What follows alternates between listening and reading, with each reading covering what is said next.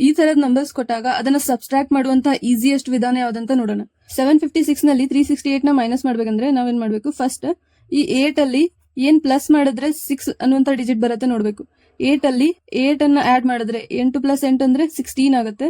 So 16 ಅಂದ್ರೆ ಒಂದು carry, ಇದು 7 ಆಗುತ್ತೆ. ಸೊ ಇದು ಇಲ್ಲಿ ಫಸ್ಟ್ ಯೂನಿಟ್ ಡಿಜಿಟಲ್ ನಮಗೆ 8 ಬರುತ್ತೆ.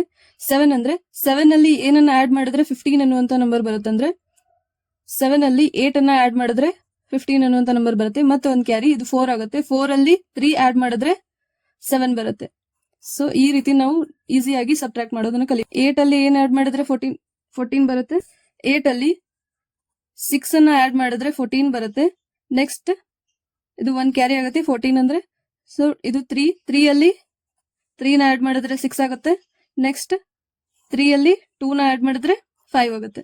ಇದರ ಆನ್ಸರ್ 236. 8 ಅಲ್ಲಿ ಪ್ಲಸ್ 9 ಮಾಡಿದ್ರೆ 17 ಆಗುತ್ತೆ.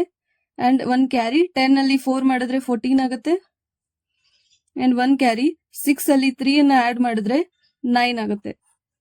ಸೇಮ್ ವೇ ಇದನ್ನ ಆನ್ಸರ್ ನೀವು ಕಮೆಂಟ್ ಸೆಕ್ಷನ್ ಅಲ್ಲಿ ಹೇಳಿ.